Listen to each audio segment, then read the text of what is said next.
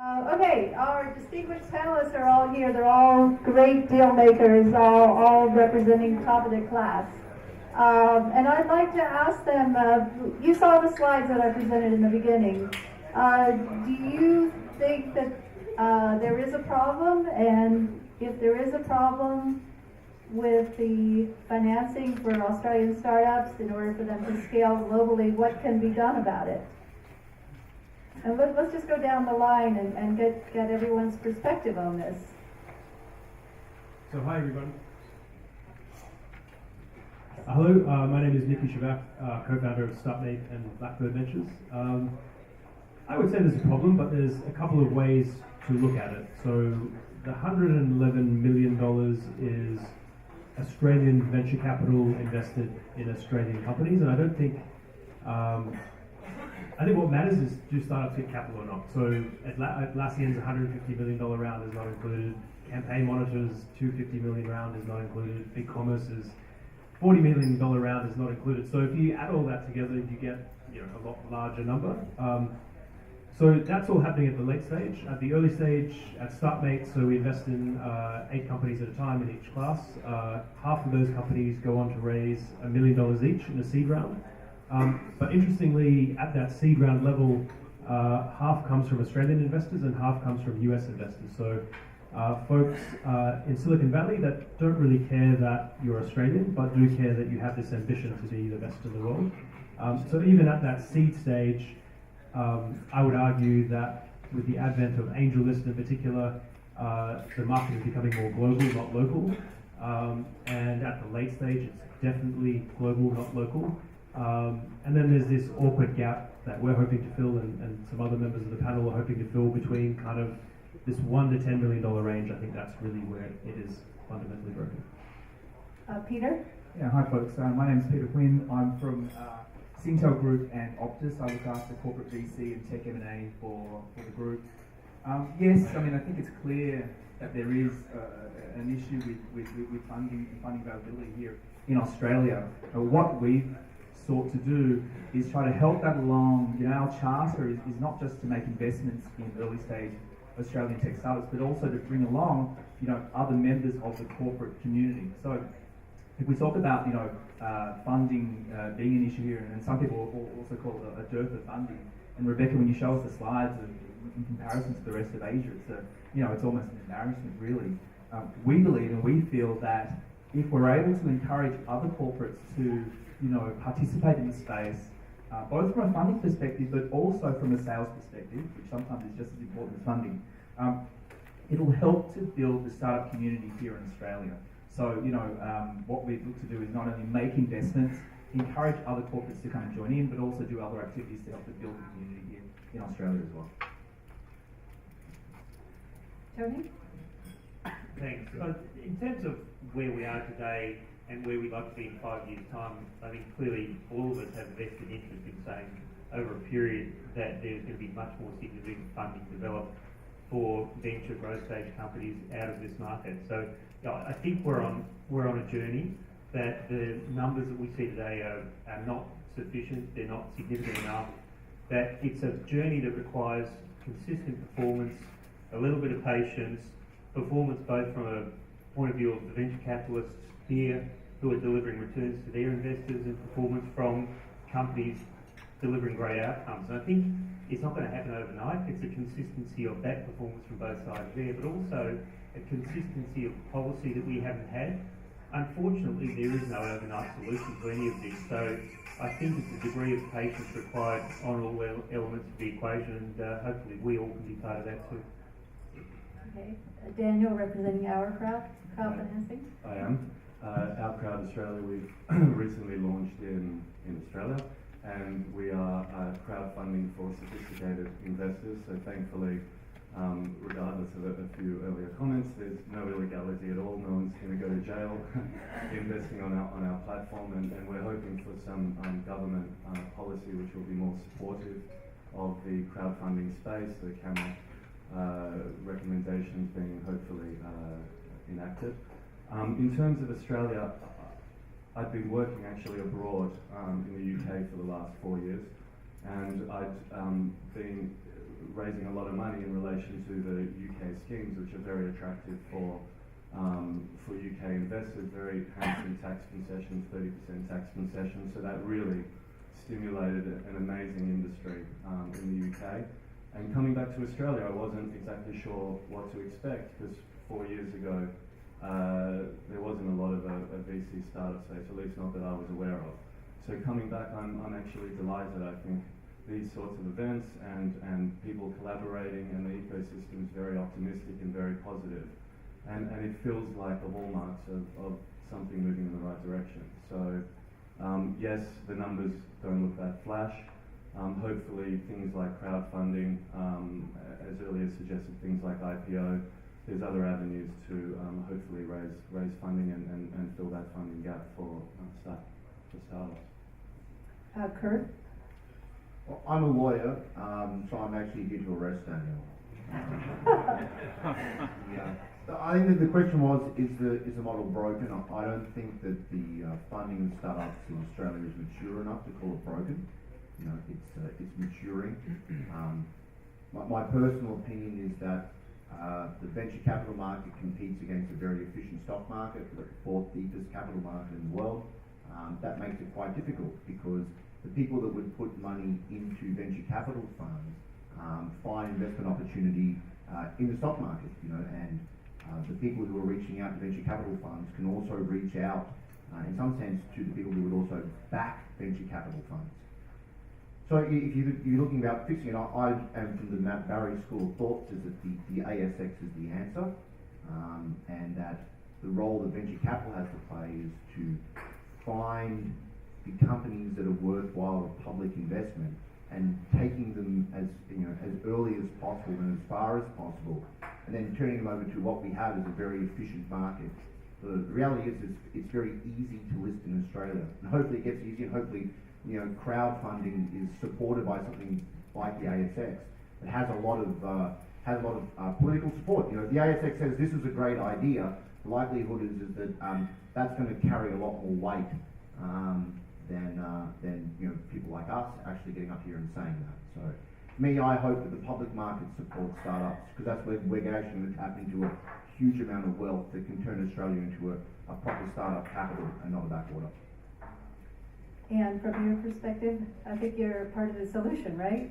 Yeah, a little bit, and I guess I kind of fundamentally agree with pretty much what the rest of the panel have said, that, you know, there's an awful lot that kind of does need fixing, but actually it can get fixed pretty quickly.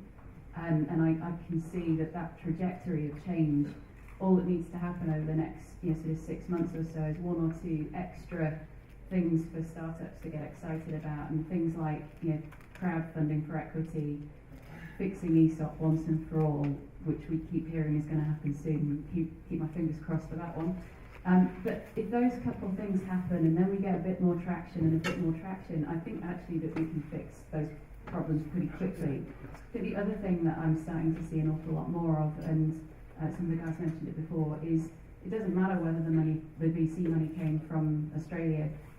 You know, that kind of money is getting much better at travelling. And I suspect that what you'll see over the next 6 to 12 months and ongoing is actually that match funding that Nikki spoke about, in terms of 50% here, 50% in the US, that US part will get switched into Singapore, China, Hong Kong, all that kind of jazz. And that's fantastic for Australia because it's on our doorstep. Okay, Jeffrey, from your perspective, you're here from Singapore. Hi.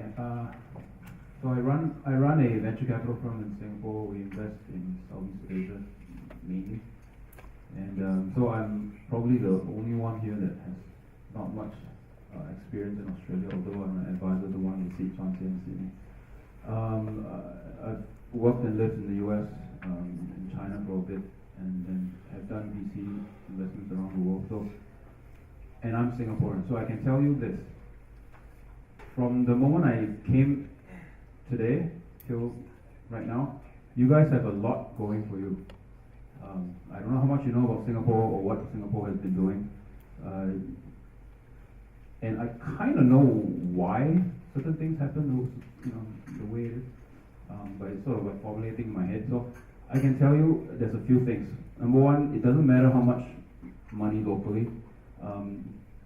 The reason is if you build a business for your country or which like Australia, New Zealand, then what happens is the early stage guys will tend to come from that country, right? If you're global in nature, then the money comes from everywhere, and usually it's from the US if you are more looking outward. So I think a lot of the billion-dollar companies coming out from Australia has that angle already, right? So I would assume, if I'm not wrong, most of you are not like going to Southeast Asia, right? Nor China, nor India, correct? Yeah. So it's either you. I had a chat with Peter.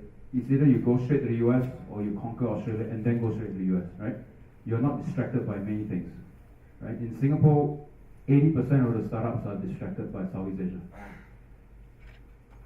right? So you guys are a little bit different. You're a developed country and you're hitting a global developed country, so it's not as foreign as you think. Then everything else is just the best for us, at least to me. ASX, has a lot of Southeast Asian tech companies listed there. SGX has no idea what tech is. You guys are just incredible. Our stock exchange have no idea what technology companies are, right? So you have a lot, that's going for you.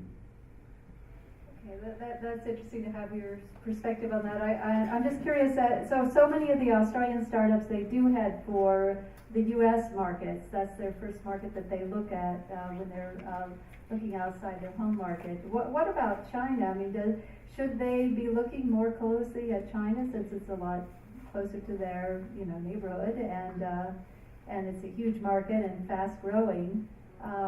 What do you think? Is China, how many of your portfolio companies, how many of them are looking at China? And should more of them be looking at China? My quick answer is very simple. China has a very closed way of doing business.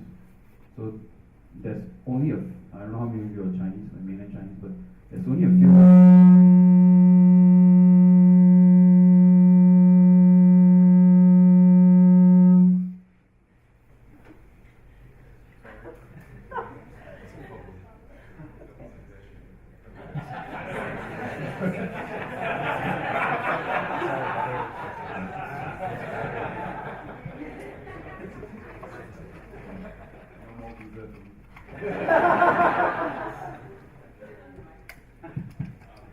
Good? Are we good? Yeah. Back on? Okay. So there's a few types of founders that will make it there. The first type that may be relevant to you guys are Australians who have worked in China before. Two is you have a co-founder who's mainland Chinese. Three is you are mainland Chinese. Okay? So these are the generic three types of founding teams that will do well. Otherwise, it is extremely hard. Yeah, I think that we can't argue with that as an answer, and I think the other alternative is obviously to form either a franchise relationship with somebody who can do the delivery for you in market. Otherwise, China's just very, very hard to crack without experience.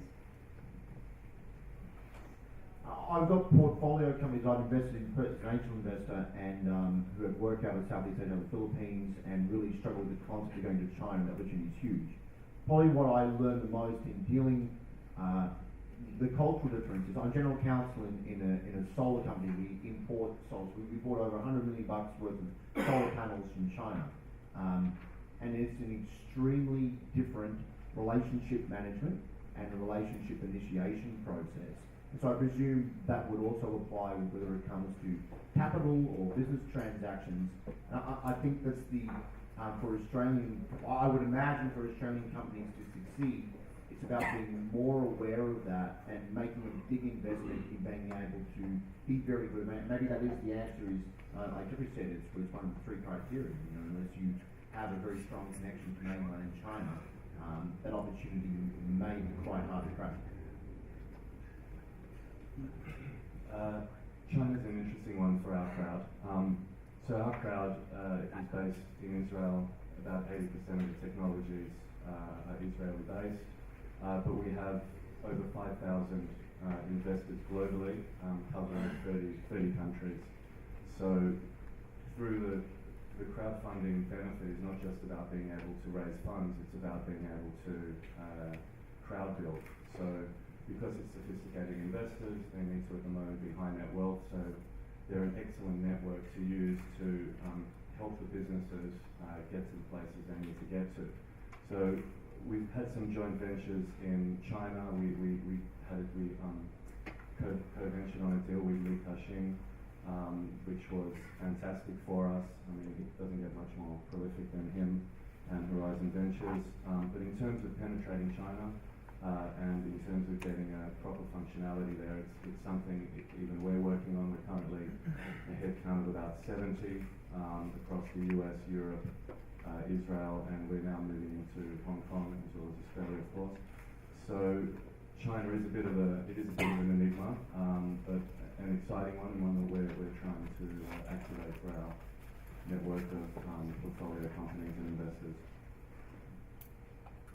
I think that from a perspective of companies, we talked about, I think it was 12 listings on NASDAQ of foreign companies or US markets of foreign companies this year. One of those 12 was majority owned by Australian company. That was Hyunh. That had Australian investors both at an early stage from a venture capital perspective as well, but that's been, I think, a 12-year overnight success. So it's a fairly long ride. I know that others amongst the panelists here who spoke tonight earlier on the tech companies have parts of their operation in China. I think that it's a fairly case-by-case situation, but certainly, again, a market that, by its characteristic, I know reasonably well, has a very significant proportion of local VC funding as well. And some of the US guys who have come into deals, some of their worst investments have been because they haven't been as local as the investors who've had great success amongst the local Chinese VC investors. So, yeah, from our perspective, it's an area that we need to be fairly cautious about. On our end, we have as part of our VC fund, an office in Beijing. A quarter of our investments are in China. To answer the question, no, we haven't sort of actively encouraged our portfolio businesses to specifically go to China per se, more to explore opportunities in Southeast Asia as an alternative or as an additional path alongside going to the States. In terms of our investments in China, they're very much for the Chinese market, very specific to China. And we talk about numbers and tractions of numbers, it sort of blows everything out of the water. So when our principals over there are looking at our deals here in Australia, and we're saying, hey, this deal, these guys have got plenty of traction. They've got X 100,000 monthly active users. And they'll ask us, is that meant to be good? Because good for us is at least 10 million monthly active users. All the numbers, are sort of blown out of the water. So China is very specific to China. But as I said, the perspective that we try to bring is, think about Southeast Asia and Asia, rather than just, the sort of usual route, which is Australia, and then directly from Australia to the south. Okay. I don't have much to add, but I would say, in the narrow kind of world that I look at, it's actually a very kind of, antiquated way of looking at the world of Australia, then going to the US, then going to China, and so on. Like, I think, the businesses that I'm really passionate about are just global from day one. Like, your customers don't know or don't care that you're from Australia, and, the product is the salesperson, so it's not going over, opening up an office, hiring a head of business development that has lots of steak dinners and plays golf with important people and talks to business leaders. It's more, the actual worker who's going to buy the software, uses it for 30 days and pays $100 a month at the end. So I think, this way of thinking about markets, I would say there's a class of businesses that don't think that way, so it's less relevant, and think about, the customer, what problem they have, who they are, what their daily life looks like, and then solving that problem and distributing their products all around the world. So I think one of the reasons that China has been so successful in the entrepreneurial world is that you have stories of those who have gone on and become angel investors, and you have these entrepreneurial heroes that have emerged. And I'm just, people like Jack Ma, who now has a venture fund, and several other entrepreneurs, like Del Shen, who is the founder of several NASDAQ-listed companies and now is a Sequoia venture capitalist.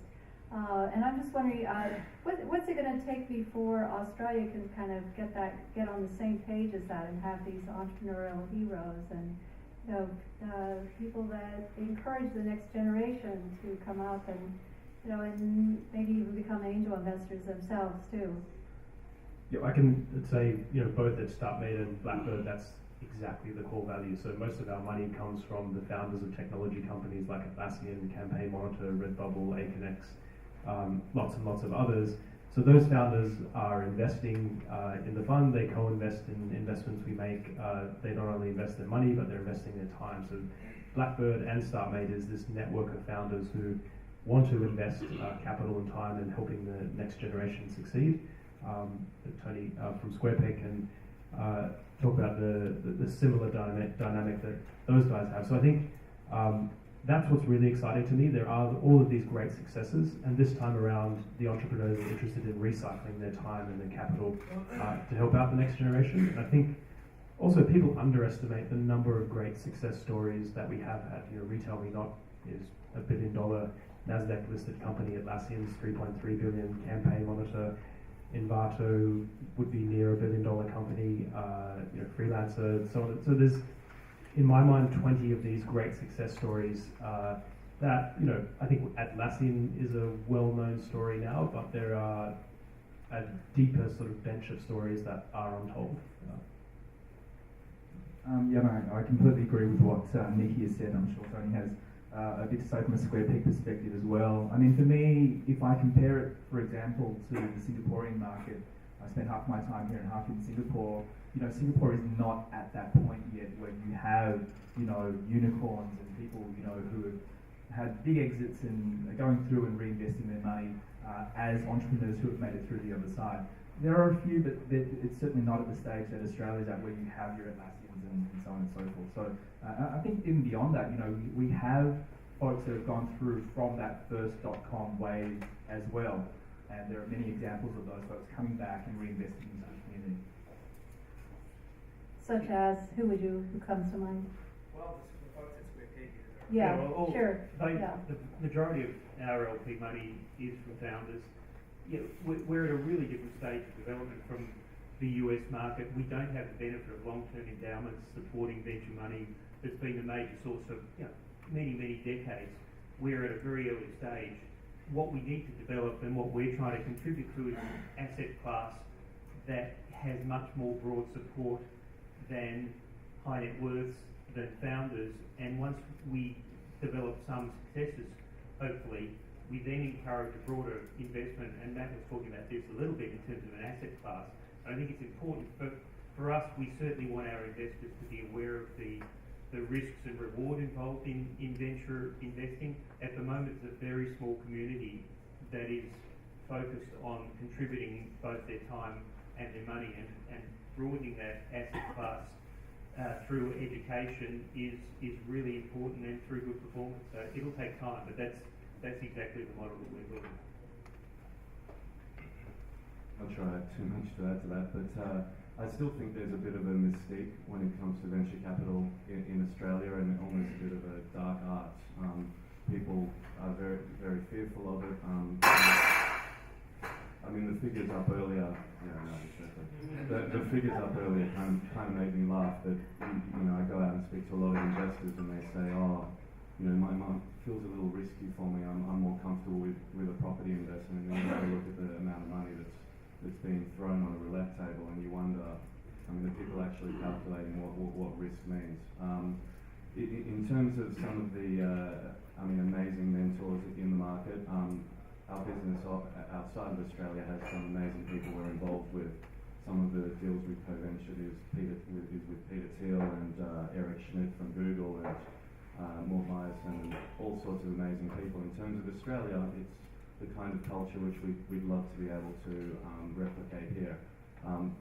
Someone I work with very closely, one of the sponsored kind of organisations for our crowd is Monash Private Capital, and they have some amazing people involved in the business, like David Shane. David Shane, for example, was the founder of Comtech, which got bought out by Dimension Data for over $1 billion. So, and he's prolific in the industry. He's loved by all. He goes out and supports and nurtures so many young entrepreneurs, so freely giving of his time and so positive to all of them. So I think there is that ecosystem building, and as Tony said, it's hopefully a matter of time until we get more and more fervently confidence in the ecosystem. For me, I see heroes as being like eminent Australians, and the job of like the startup industry is to drag influential Australians into this industry to inspire people. So, you know, for example, I might be saying someone like Andrew Forrest, right, from Fortescue Metals, someone who's clearly prepared for his money where his mouth is, both in education, social leadership, innovation, investment. So how do you make these eminent Australians part of the community that's trying to be built? So I think as Australians, we are very hero-driven. So we find our heroes inside sports. We have a very close connection to our short history, in terms of the Anzac. So how do you find people? So you look at like the Victoria Cross medalist, Ben Roberts. You know, is that someone that you would want to see on the board of a venture funded startup? You know, is that something that would inspire other people to join in? I know some of the most successful startups that we work with have luminary sports people. You know, particularly in Melbourne, Aussie rules players. I'm from Queensland, so I would prefer Wally Lewis on my board. But you know, they have very influential Aussie rule players on their board. And so when the question is heroes, how do we find business heroes? Is as Australians, where can we look into our traditional hero class and bring them into the startup community? I think that's when we try and make what we're trying to do here more mainstream. And I agree on that point of let's make it more mainstream. I guess my other observation, as my accent might belie, I'm not an Aussie. Having worked with startups across Europe and been over to the US, been over to Israel, it never fails to surprise me how many Aussie accents I hear in all of those markets. So for me, this isn't just about taking the heroes like the Mike Cannon-Brookses and the Matt Barrys, and that's fantastic, we need more of those. But how about we connect the dots between those other phenomenally talented employees of large startups who've done very well and connect them back into our community here. So just because they've not necessarily sort of been the person behind the startup with the original idea, but they were employee number 4, 5 or 6 and they've been there on the whole journey, that experience is just as value add back to this ecosystem.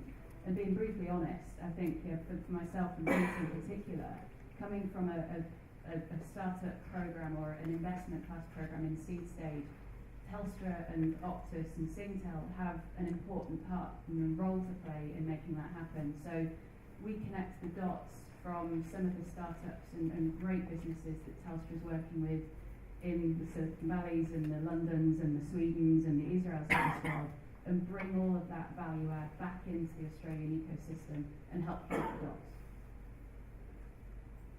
I don't have much to add, but there's 2 points I just want to make.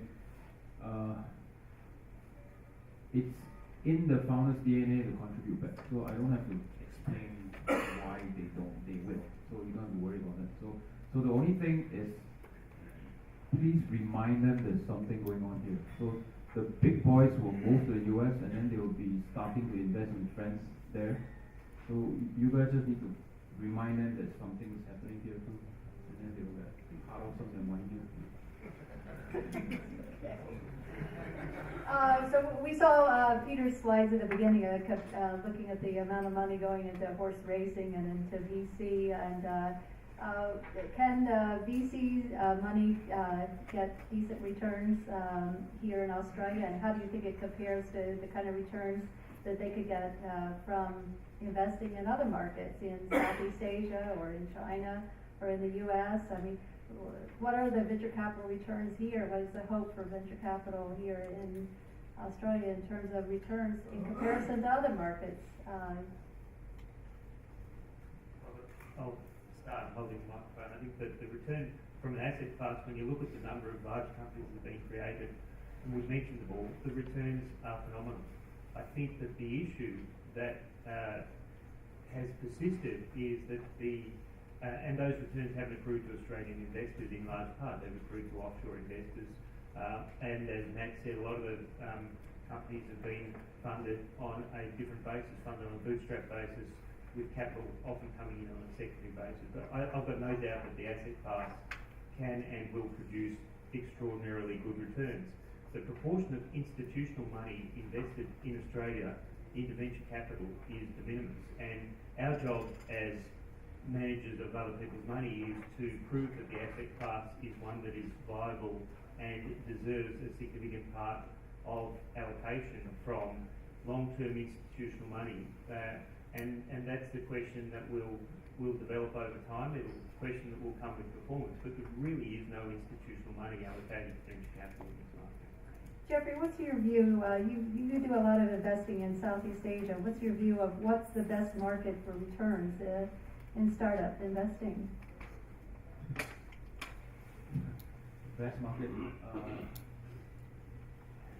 Globally, the best is still the US, then China, then now creeping a little bit India. So I think the difference between Southeast Asia and here is if majority of the startups are Australia focused and then US focused, then sometimes it's a hit or miss thing, right? So for example, you can be number one here, but by the time you go to the US, you're number three, and then you'll die and then you come back home, right? Then the other guys will take 10 years to be number one globally. Some will just give up along the way, right? So there's two parts to this. If the Australian market is growing and growing and growing, then you can just ride that wave and don't worry about the US. If you have to worry about the US, then you're competing with everybody else in the US, which is fine if you are the best of the best, right? But in Southeast Asia, it's slightly different. What we see is there are three types of companies that we invest in Southeast Asia. The first one is they just take maybe 3 to 5 years to conquer one country. Example, Vietnam or Indonesia. And the second type of company is they have to be regional in Southeast Asia from day one. The third type is kind of like here, they move straight to the US. Okay? So, but right now, Southeast Asia, the reason why I'm investing in Southeast Asia is because it looks like China 10 years ago, right? As an entire region. So if you pick the right place to start doing the right thing at the right time, then the growth rate will just keep going for the next 15 years, just like what China did. So that's the reason why we are there. But there's a huge difference, right, between emerging market growth and Australia, US, and You mentioned India coming up. I mean, there's a lot of new activity out of India now. And like the Flipkart and Myntra deal, the merger of those two major e-commerce companies. What else do you see going on in India that's really encouraging? A lot of things are changing. So product companies are getting better. They're also dual, sort of kind of like R&D in India, then they move to the US. But globally, I think you guys might already know, US has a premium and they always will have a premium, right? So if you raise money, which a lot of the companies here did, they de facto put a stamp on you that you're global, even though you're not in any other country outside the US. Right? So if you raise money in the US, they give you a title, they hang something on you and say you're number one. And they give you 5 to 8 years to get there, right? And they give you enough money to get there. Then the second biggest premium is the Chinese premium, which is completely locked in China, right? So a lot of money is there. Everyone is fighting everything in that market. Then the Wall Street bankers are like, yeah, you're China, you're the biggest country in the world. Let's go public in Nasdaq, right? But outside of the US and China, there isn't a third premium. I think the third premium might be the Indian premium, but it's very, very early. Middle East is nowhere to be seen. Southeast Asia is too fragmented, right? We don't have a Vietnam or Indonesia premium. Right? So the Australian premium probably is more of a US premium. Right? So that's the, yeah. I mean, for me, I'm waiting for the Indonesia premium, but that might get over. The Indonesian premium, okay. Daniel, our crowd is from Israel, and Israel was probably the second most successful tech innovation market in the world. What can Australia learn from Israel? Startup nation. Yeah. The whole time I was listening, there was so many things going through my head in terms of Australia potentially being an example of where Israel may have been 10 or 15 years ago. What's really interesting about the Israeli startup space is that no one thinks locally. They kind of can't. The market's tiny. It's only about 7 million people. So immediately when any business proposition is on the table, they're thinking about the US or Europe. So what's great about that is they have a global footprint. And what would be great for Australia is having a look at that, because Israel has a more competitive venture capital environment. So the valuations you see are at a significant discount to the US. And as a result of a bit more scarcity of capital, people are a bit more careful with how they're spending it. So I think you see a similar phenomenon in Australia, and I think it can continue to build, which is that there's also a bit of a shortage of capital, and people are having to be a little bit meaner in terms of their run rates and in terms of their burn rates. So I think there's an example there to be taken, and you can see tremendous growth in the entrepreneurial space. I mean, Israel is currently up to, I think this quarter, they've raised $900 million in the VC space. So for a country of 7 or 8 million people to have done 8 or 9 times what Australia did in the whole of last year is testimony to the, we probably have to rethink about how we approach venture capital to some extent.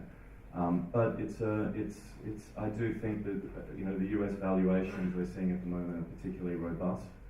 So I think there's an advantage there for Australians, and what's great about our crowd is that we bring that global footprint sort of to the doorstep of Australia. We've raised $60 million in 18 months, and we're able to build those networks for Australian companies to launch and propel themselves into a global market, and hopefully have that global outlook right from the beginning of the business life cycle. Okay. Last question. What do you see as the future for tech innovation and venture capital and angel financing here in Australia? Nikki, let's start with you. I think the future is more global markets. So our crowd, AngelList, I think the fundraising market becoming more global, not local. So not relying on just local providers of capital. And I think as all businesses naturally become more global, that's sort of the driver of that interest. I think the future of financing in Australia, I would actually disagree with Matt and the ASX lovers. I think the future of financing is from smarter and smarter people as Australia creates better and better entrepreneurs. That's, at least in my experience of what I see in talking to founders, is they want that great relationship along with the capital. Like, do you want the dentist from Queensland ringing you up? That's probably not as useful as if you had a relationship with a founder who had built a similar technology company. So I think more and more founders. So I think more and more founders investing in Australian startups. Okay. Yeah, I think on my end, I'm seeing more corporates getting involved. I see some of that smart money not only coming from founders who have exited and coming back in, but also from corporates, because I think that there are assets, competencies, strengths that corporates and corporate VCs can bring into the market, and to help startups at a particular life cycle stage move through from one to the next. Of course, the corporates need to be careful, because alongside the help that they can bring, there's also, if they bear hug these startups, they can hinder them as well. So they need to be careful as to how they choose to help these startups and how they engage with them. But I can see that as we progress, more corporates will start to invest in startups, and I'm hoping that some of that funding gap will be contributed towards, by more and more corporates over the next 10 years or so. I'm hoping that all of the ASX 200 have a similar type of program in a few years to come. Okay, Tony? I think I agree with Nikki in relation to the role the ASX has. I think it's a role at a much larger level as opposed to financing the gap. I think there's a huge risk of disappointment and an impact of buyers being unaware of what they're buying, and the risk that has for the whole ecosystem of a disaster, putting a massive backward step on what we're all trying to collectively achieve longer term. So I think it's buyers who are unaware of what they're doing, riding a market as opposed to focusing on understanding a product. What is fantastic about the ASX and what we all hope develops is the larger success stories. You see a company like WiseTech Global indicating a commitment to list on the market, continuing on what Matt has suggested. So I think focus on fundamentals. Unfortunately, the number of calls I've had from Western Australian brokers who have run out of mining ideas trying to backdoor tech companies is increasing pretty rapidly, and frankly that's not a good thing for the environment. So I think fundamental buyer beware and building up good track records of performance are really important. I'm really positive about the environment too, by the way. I think that we're in an early part of a very significant revolution, and I think that this needs to become a much more major part of our economy, and this ecosystem is part of contributing to that. Okay, that's great. Any questions from the audience? Yes, let's get a mic to you.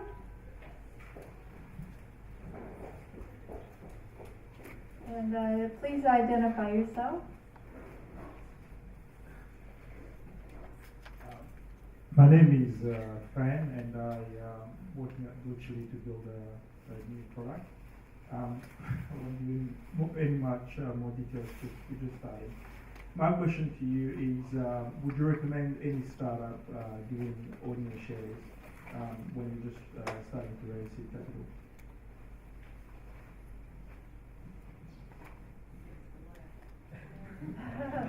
I mean, we've done nearly 100 seed financing, so I'm going to put our hand up and say that we care about this space. A great lawyer most of the room might have heard of is Richard Holt, now from Squire Patent Law. Made a really interesting point, was that if you've got a company that is going to seek external capital and you're going to want to issue shares to key personnel, differentiating between the value of investor shares and key personnel shares is critical. And so issuing ordinary shares is fine. Ordinary shares typically have all the rights in the company. You can vote, you're entitled to dividends, you're entitled to distributions. It's all the things you'd expect to be a part of. So I think the thing to critically think of is that if you are going to raise investment capital and you want to try and minimise the value of ordinary shares, separating the share class is a simple way of saying the ordinary shares are not worth as much as the investor shares. They don't have the same type of protections. In this market currently, having a lower value in ordinary shares is important. Hopefully the tax situation changes and we can issue much of this. So, but the answer is if you're going to issue ordinary shares to people, they should be for people like you, people who are there, hands on the ground, so feet on the ground, hands on the keyboard, building a company. Okay, another question. Yes, right here in the front.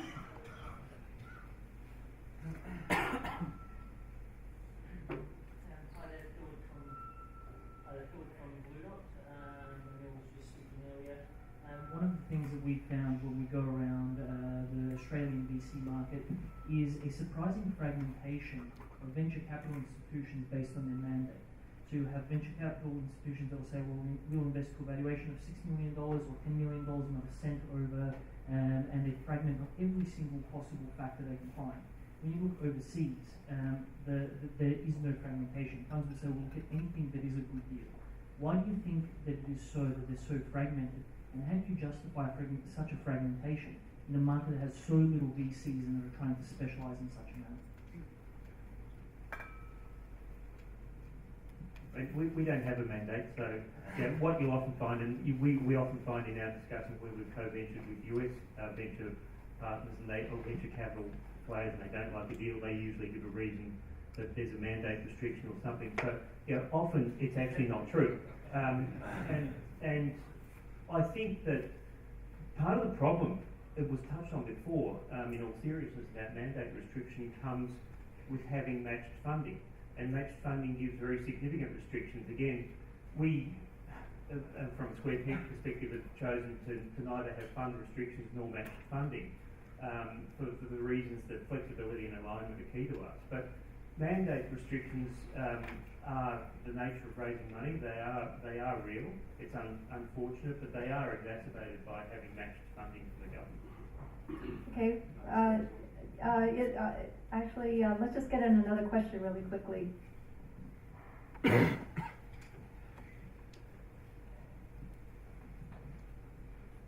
Hi, my name's Andrew. I've been trying to explore the venture capital space in Australia. I've come from an equity markets background and I understand that. And I had a conversation with somebody that I wanted to fund, and I asked them, how much of the company do you think I should get? And in Australia, they basically said, well, in Australia, if it's funded here, you'll get 40% for that amount. But if it was in the States, they'd only want 10%. And they said, the problem is, if I now go to the States and you earn 40%, they won't want to fund me anymore because I'll be too diluted. So as the founder, my stake is too small, I'm not motivated, I'm not incentivized enough. So how do we bridge that gap between the valuations here in Australia and the valuations that you might get overseas? Good question.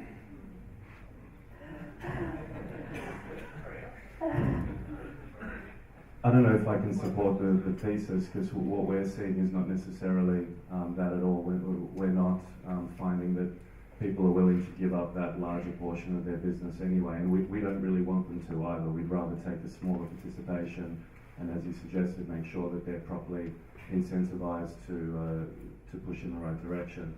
So I'm not sure what the other guys think, but Yeah, Jeffrey? Oh, okay. I was going to say, the 10% versus 40% is, take the money away and take the valuation amounts away. It's actually, do you want to be a part of something that's going to be a big thing over a long time?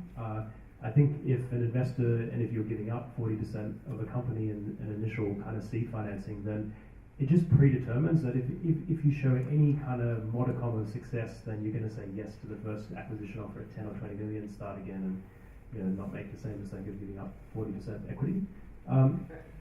The other thing is, it's, at least at Blackbird, all of the StartMate companies that I see, they all get roughly similar valuations in Australia to what they do in the US. So I think it's the audience of people that you are sort of speaking to. There are certainly numbers of angel investors, and they tend to come from financial backgrounds where we see 40% seed rounds. But I would say it has already changed, at least in the deals that get done that I've seen.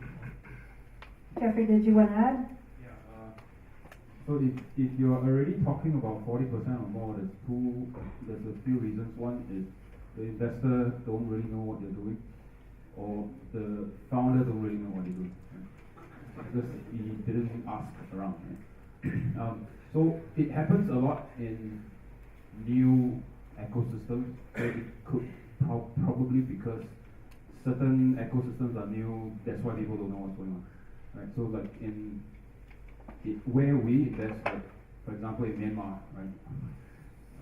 It's completely frontier, right? Yeah. They will give up the first round for 49%, right? Right. So the founders own 51 and they're very happy, right? So then when they came to me and raised money, I'll be like, no, that's not going to work, right? So I said, you have to restructure everything. You have to recap, right? Just redo. Just tell your angels who they are first-time angels, by the way. First-time founders, first-time angels, right? Tell the first-time angels you have to redo everything, or else I won't invest and you will never probably raise money ever again. Right? Yeah. And then within a week, it's like, okay. As a rule of thumb, like every financing that you see announced, nearly in every case, it's like this 20 to 25% number. It just seems like a magic number. If you see a company raise $1 million, they probably have a $5 million valuation. If you see a company raise 500K, they probably have a $2.5 million valuation. It's just like this rule of thumb where it's it's giving the capital to the company to have a great chance of success. But I feel like that kind of alignment of incentives, that just tends to be a general rule that works for everything and works to build a large company or to build a small one. Okay, I think we're going to have to end it here, but let's give our VC deal makers a round of applause.